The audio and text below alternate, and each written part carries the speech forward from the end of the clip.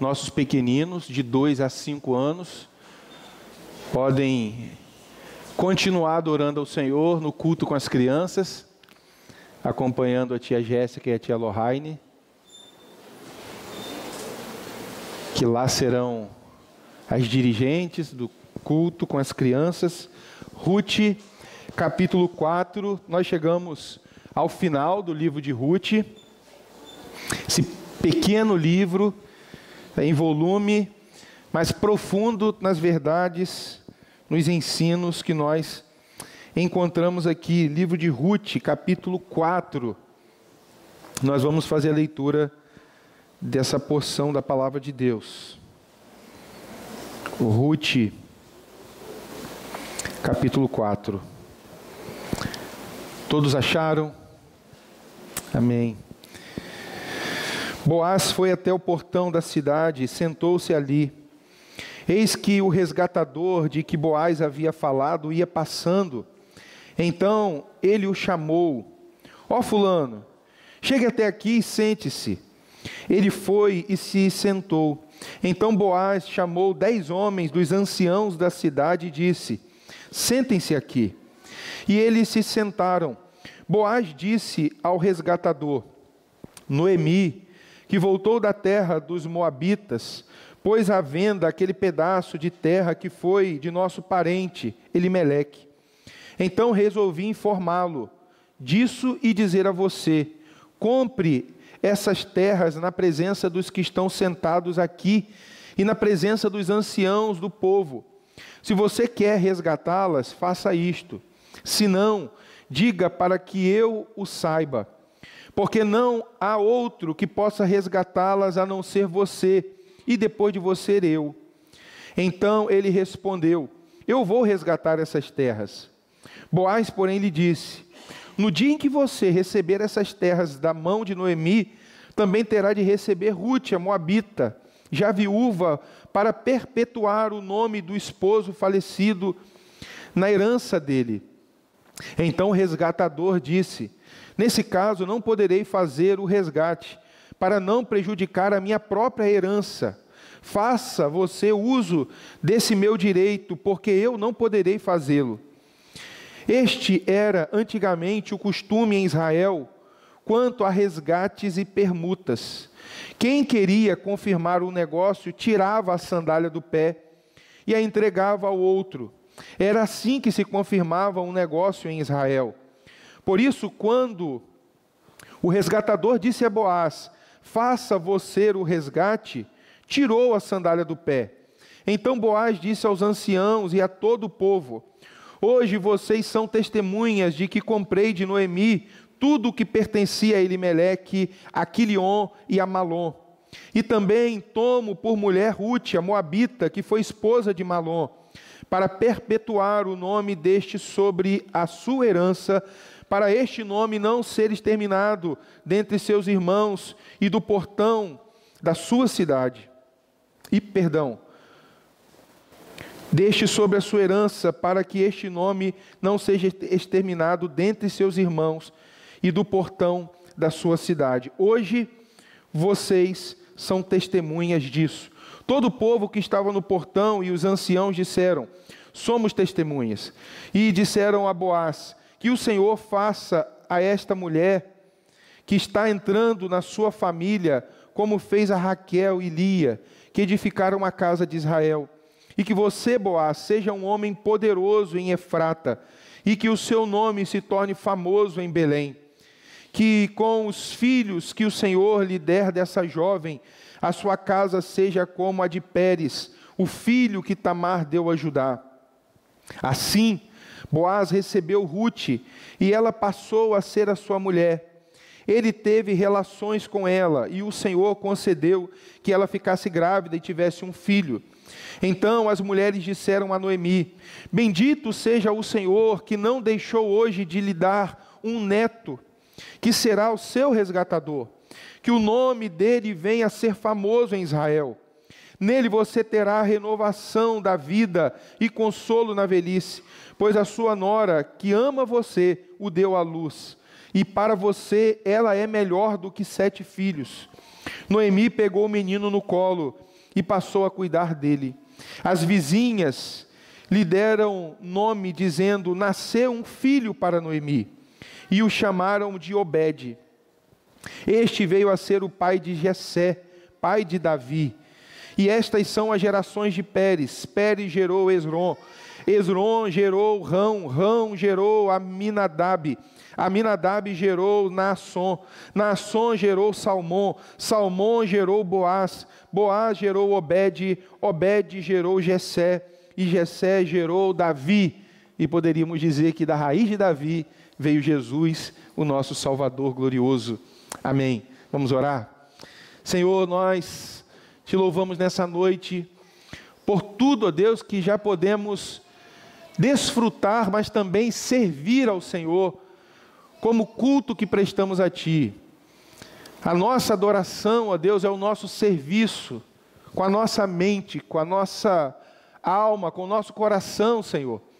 E também, ó Deus, com os ministérios que o Senhor deu à Tua igreja. Te louvamos por esse tempo e agora pedimos que o Senhor fale ao Teu povo, porque esta é a Tua palavra, é a Tua voz, é a revelação que o Senhor faz de Ti mesmo através da história do Senhor, com o Teu povo redimido.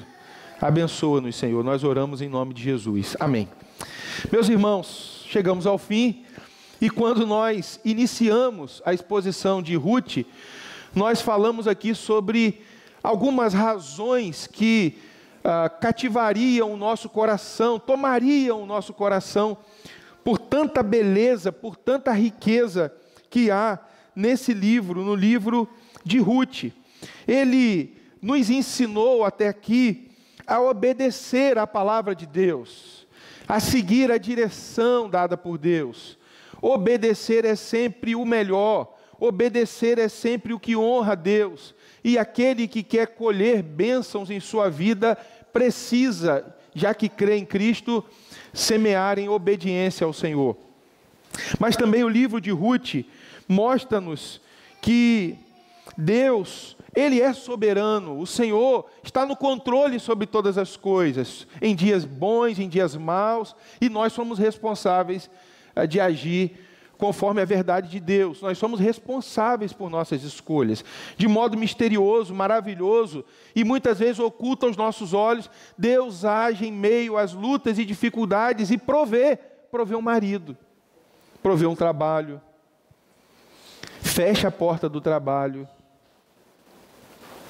toma o marido para ele, toma a esposa para ele, toma o filho para ele, porque o Senhor é Yahvé, é o Deus do seu povo, é o Deus da aliança, é o Deus que cuida do seu povo. Nós olhamos para o livro de Ruth e vimos que ele nos ensina uma bela história de amor. Nós lemos o capítulo 1, 2 e 3. Capítulo 1, fome e miséria em Belém. A família Elimeleque toma os seus 2 filhos, a sua esposa, e vai para a terra de Moabe. Capítulo 1, Ruth, Noemi, Orfa, são mulheres que são descritas como pobres e viúvas em um tempo extremamente difícil, o tempo dos juízes. Mas no capítulo 1 é dito que Deus havia visitado o seu povo. Na história de Deus, descrita no livro de Juízes, o povo era abençoado, desobedecia a Deus, Deus usava filisteus, os moabitas, os amalequitas, para lutarem contra o seu povo e subjugarem o seu povo.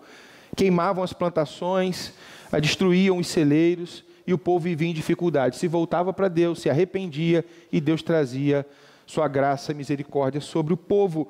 Deus havia sido favorável ao seu povo, e no capítulo 1 é descrito que eles decidiram voltar para Jerusalém ou para Belém.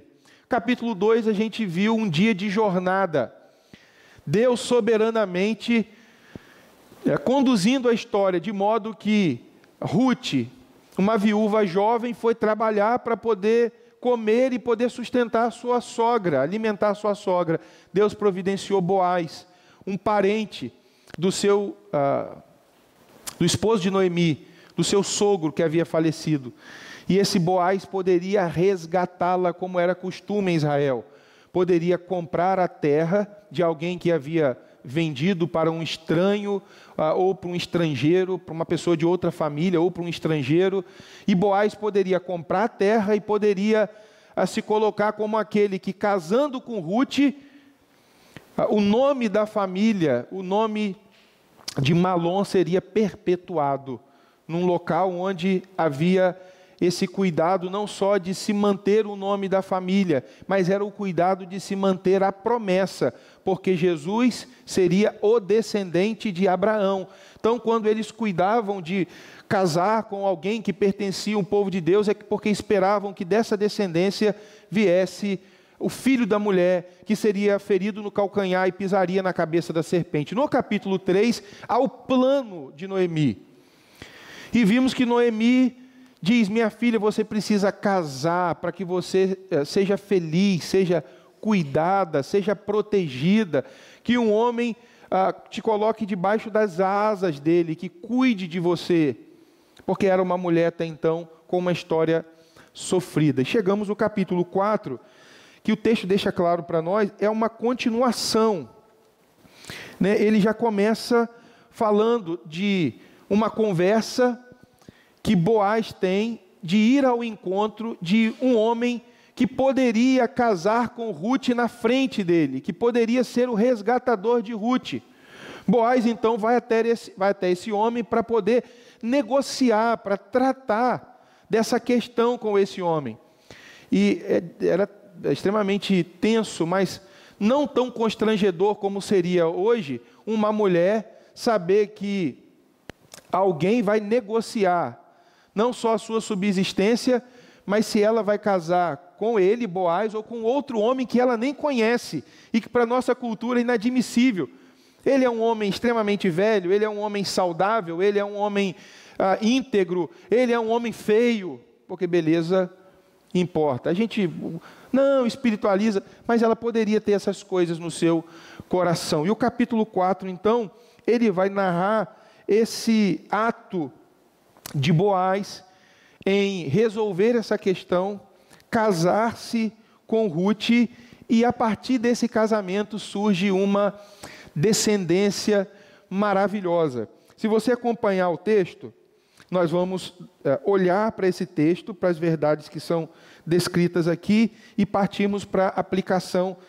Hoje nós, se Deus nos permitir, comeremos do pão e beberemos do cálice da aliança, da comunhão do Senhor.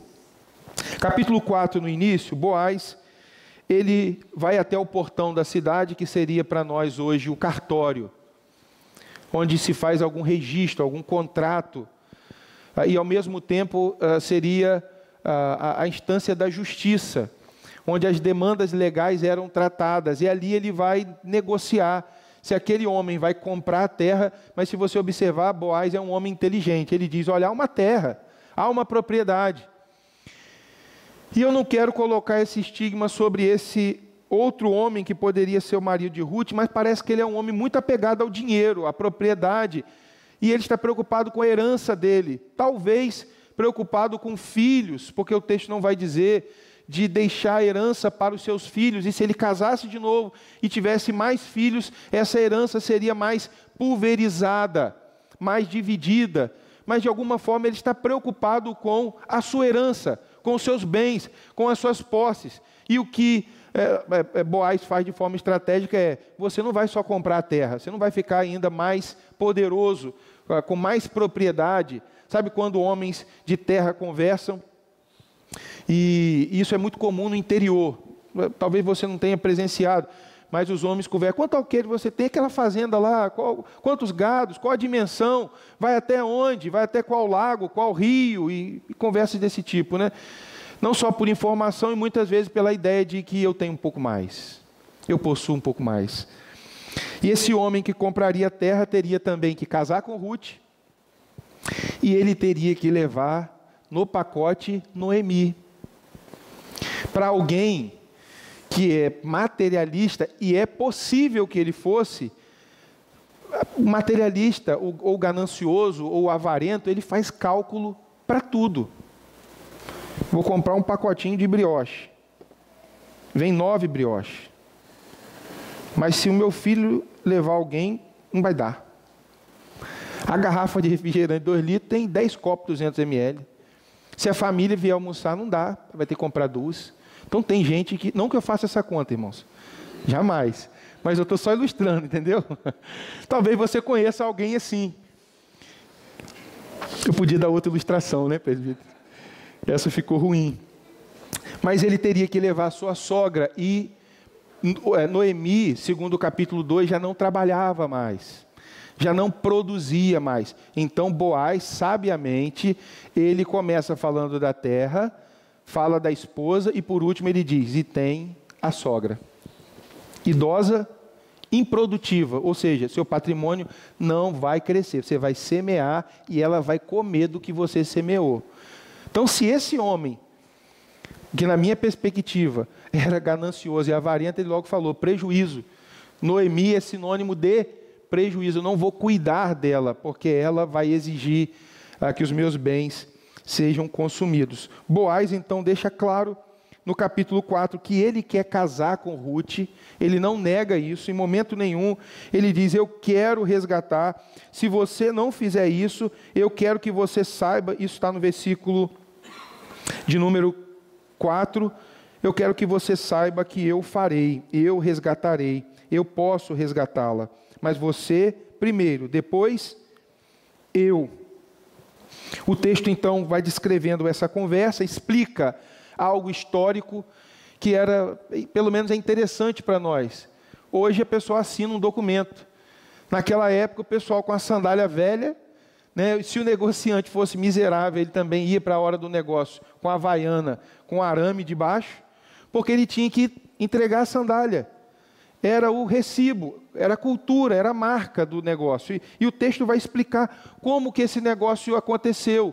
O descalçar a sandália, o entregar a sandália, esse gesto sendo testemunhado diante de Deus, porque é o povo da aliança, é o povo que crê que Deus tudo vê, para cuidar, mas também para que vivamos em integridade. E diante de homens que tinham o papel de zelar pela ordem, pela lei, pela vida nessa sociedade. Então eles fazem o negócio. E o texto vai dizer, capítulo 4, que então esse homem, Boaz, ele decide casar-se com Ruth. Ele é abençoado pelo povo. Versículo de número 11. Todo o povo que estava no portão e os anciãos disseram, observação, a Bíblia diz que devemos abençoar e não amaldiçoar.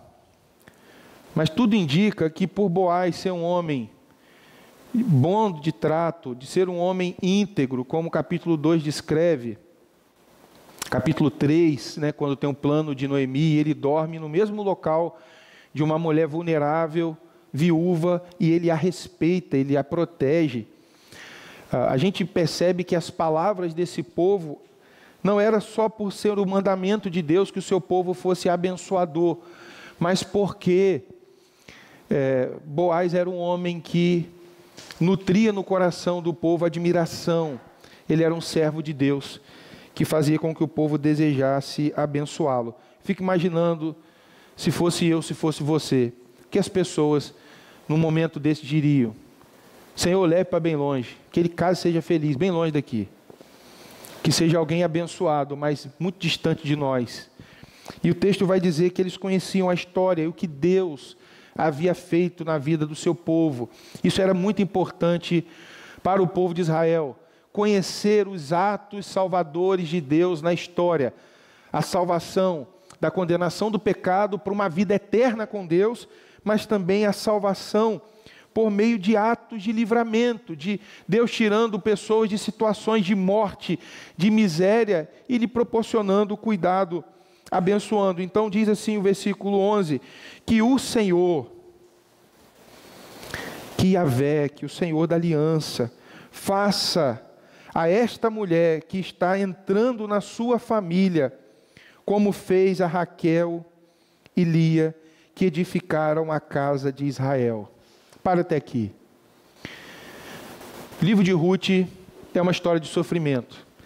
E esse é o momento em que essa virada, ou essa bênção de Deus, ela se torna muito marcante na história de Ruth.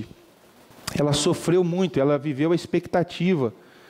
Será que eu vou casar? Eu quero casar.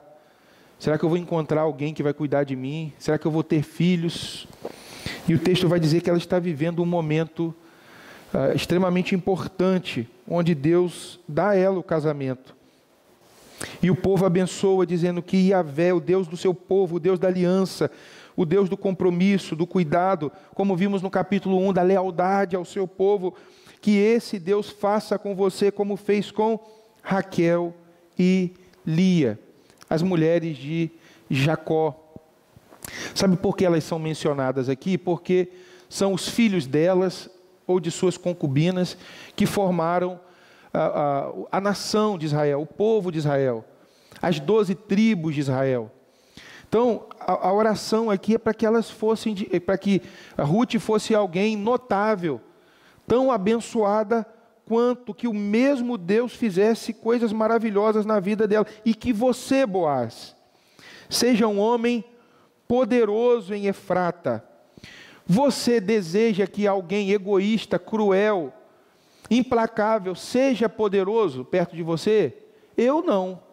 Porque alguém que não tem uma disposição de amar, de servir, de cuidar, como Boaz, tendo poder financeiro, autoridade e influência, usará sempre para o seu bem e para o mal dos outros. Que você, Boaz, seja um homem poderoso em Efrata, como também era chamada Belém.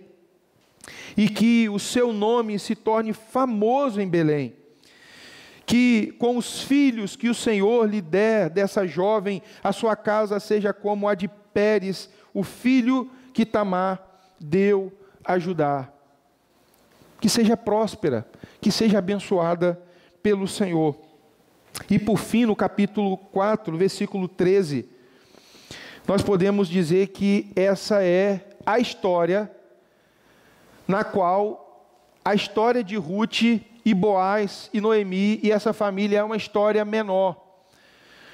É sempre importante a gente ser lembrado que a Bíblia, ela é uma história, onde as situações, onde o que aconteceu com Abraão, com Isaac, com Jacó, com José, com Moisés e tantos homens na história, são histórias, mas todas elas têm uma linha dourada que perpassa, que começa de Adão e vai até Jesus Cristo. Se tratando do povo de Israel, começa na promessa feita a Abraão, no capítulo 12, e vai até José e Maria no nascimento de Jesus. Esse livro de Ruth, na verdade, está falando daquilo que foi prometido. É Deus falando de si, dizendo, olha, no meio de crise, de fracasso, não havia sucesso para essa família, no meio do caos, das dificuldades, Deus manifesta a sua graça e Deus faz com que o Salvador nasça de uma família com problemas, que enfrenta dificuldades. Deus faz com que o Salvador venha de uma família que passou tempos difíceis e possivelmente até fome.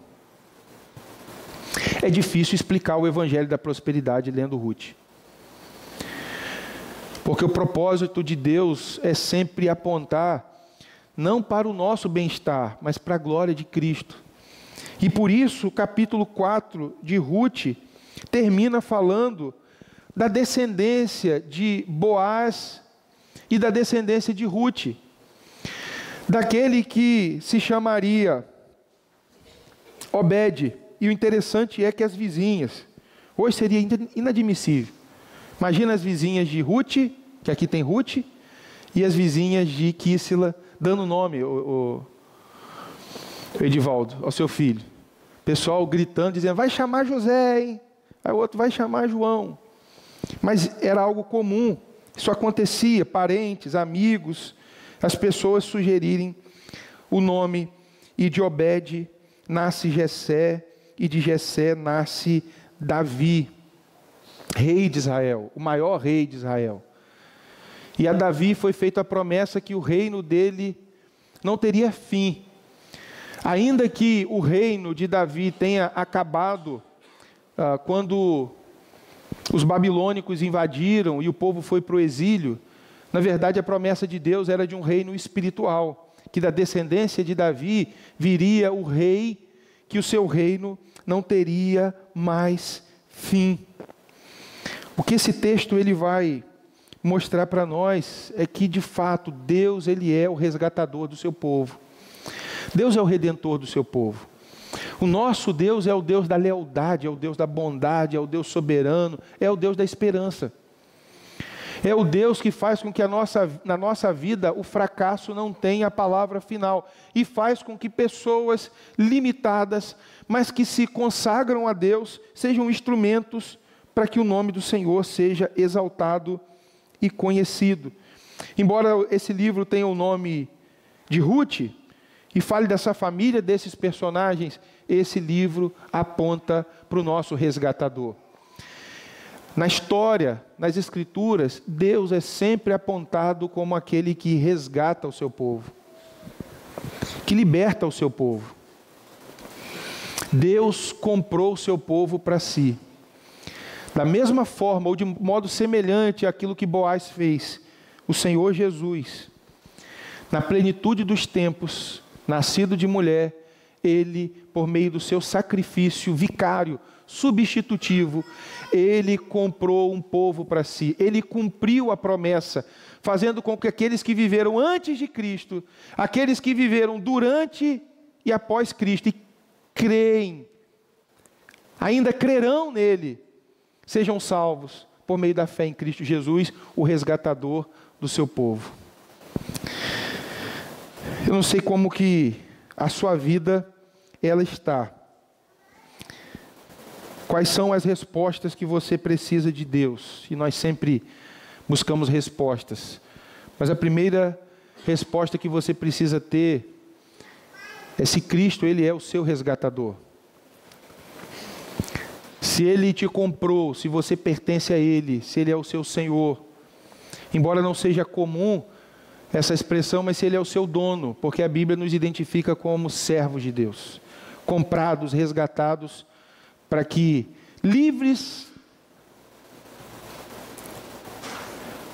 das correntes do pecado, possamos viver para a glória de Deus. Cristo é o Senhor da sua vida, Ele é o seu resgatador. Mas também nós podemos crer que na providência de Deus, o Senhor pode mudar as nossas circunstâncias. Ele é poderoso para isso. Eu não posso prometer, dizer que você vai sair daqui com vitória, que a sua vida vai mudar. Mas eu posso dizer que Deus pode fazer isso. Essa é a segunda pergunta. Você crê que o Senhor pode mudar a sua realidade? Tenha esperança, confie no Senhor. Confie no Senhor. Creia no Senhor, que possamos caminhar, meus irmãos, anunciando que Deus é o resgatador do seu povo, que o Senhor é a nossa esperança. Dias bons, dias maus, nós dependemos de Deus. Nós dependemos, em última instância, de Deus, que cuida de nós, providenciando pessoas, providenciando um Boaz na minha vida, na sua vida, providenciando pessoas para que a nossa vida seja um instrumento constantemente transformado para a glória de Deus. Que a gente possa anunciar dessa bondade de Deus, que alegra o nosso coração, que abençoa as nossas vidas. Eu conheço pessoas que precisam ser resgatadas por Cristo. Eu conheço pessoas que precisam ser libertas por Cristo. Pessoas que precisam encontrar em Cristo um amor maior.